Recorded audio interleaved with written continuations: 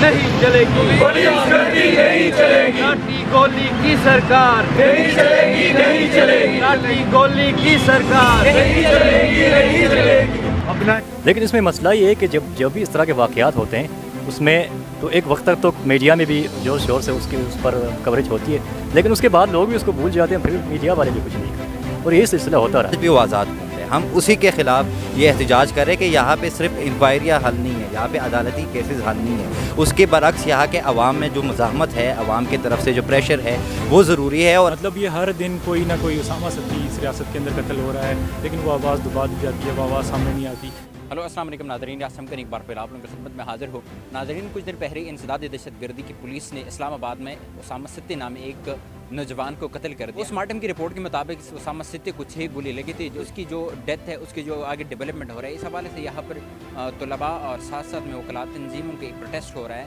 हम उनसे पूछेंगे कि उनकी क्या मुतालबात है, अभी तक क्या प्रोग्रेस हुई है, तो इस हवाले से हम पूछते हैं हमारे साथ। इस वक्त हमारे साथ कुछ प्रोटेस्टर मौजूद हैं, हमसे पूछेंगे भाईजान आज ये जो मुजाहिरा हो रहा था उसामा सिद्दी और साथ साथ में जो दूसरे वाक़यात मुल्क भर में हुए हैं, हज़ारा या गिलगित के जो एक स्टूडेंट को हलाक किया था, कश्मीर में जो असातिज़ा पर तशद्दुद हुआ, तो आप उनके जो मुजरिम है या उनके जो मुलजिम है वो तो गिरफ़्तार हुई है, आप क्यों ये मुजाहरा आज करें? देखिए दोस्त, वो तो आपकी बात दुरुस्त है, वो गिरफ़्तार भी हो गए, लेकिन हमारा माजी का एक एक्सपीरियंस है, माजी के तरफ जो हमने देखे हैं माजी में, हम उसकी वजह से ये मुजाहरा कर रहे हैं कि माजी में भी इसी तरह के वाक़यात के बाद लोग गिरफ़्तार हुए। अब साहिवाल के वाक़े में देख ले, साहिवाल के वाक़े में वो पुलिस एहलकार जिन्होंने वो कत्ल किए थे उनको गिरफ़्तार किया गया था, उनके ख़िलाफ़ इंक्वायरी भी बिठाई गई थी, केस भी चला, लेकिन बाद में क्या हुआ कि एक शक की बुनियाद पर कि उन्होंने ये बुनियाद बनाई कि इनको शक हुआ कि ये दहशतगर्द है, इसलिए इन्होंने कत्ल किया और उस शक की बुनियाद पर उन्हें रिहा किया गया। इसी तरह आप कराची में देख ले, कराची में राव अनवार जिसने 400 से ज़ायद लोगों को मावराए अदालत कत्ल किया, उसके ख़िलाफ़ भी केस बना, इंक्वायरी बनी, लेकिन क्या हुआ,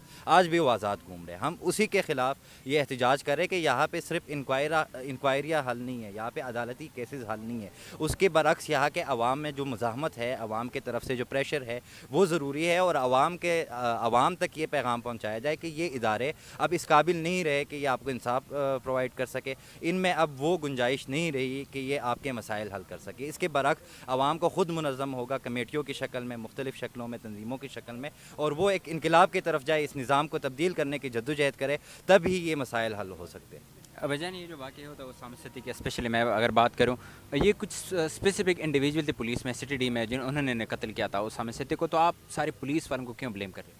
नहीं, हम तो सारे पुलिस डिपार्टमेंट को तो ब्लेम नहीं कर रहे हैं, लेकिन कुछ एलिमेंट्स हमारे पुलिस डिपार्टमेंट के अंदर हैं। लेकिन इसमें मसला ये है कि जब भी इस तरह के वाक़यात होते हैं उसमें तो एक वक्त तक तो मीडिया में भी ज़ोर शोर से उस पर कवरेज होती है, लेकिन उसके बाद लोग भी उसको भूल जाते हैं, फिर मीडिया वाले भी कुछ नहीं करते और यही सिलसिला होता रहा है। तो इसलिए अगर ये सिलसिला नहीं थमा तो आगे कोई और भी हो सकता है।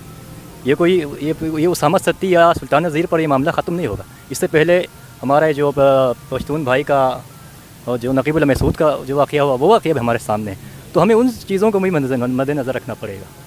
अच्छा, आप समझते हो कि उसामा सिद्दी के साथ कोई इंसाफ़ी हो जाएगा इस निज़ाम में?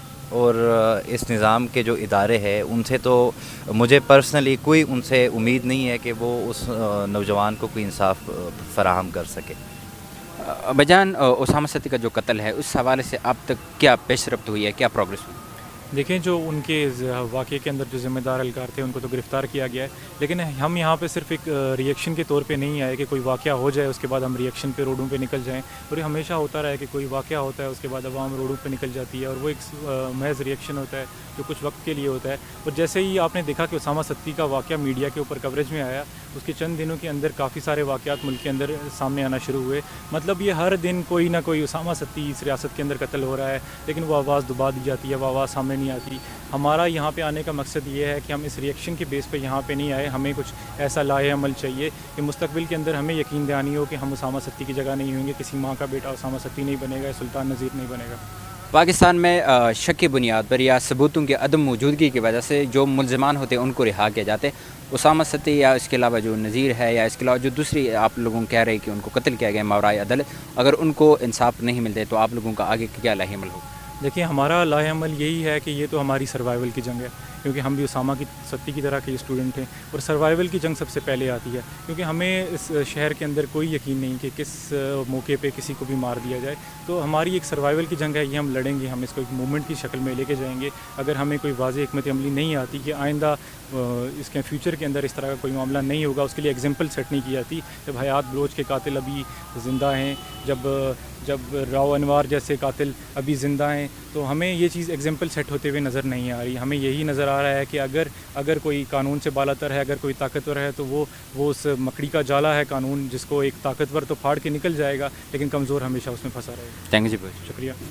ناظرین، یہ تھے لوگوں کے خیالات کی اسامہ سے، اور اس کے ساتھ ساتھ ملک میں جو دوسرے واقعات رونما ہوئے ہیں اس حوالے سے پولیس اور ساتھ ساتھ میں جو لا انفورسمنٹ ایجنسی ہے وہ اقدامات اٹھائے تاکہ لوگوں کی جو سیکیورٹی ہے وہ انشور ہو جائے. اپنے میزبان ریاض سمکری کو اجازت دیجیے. اللہ حافظ.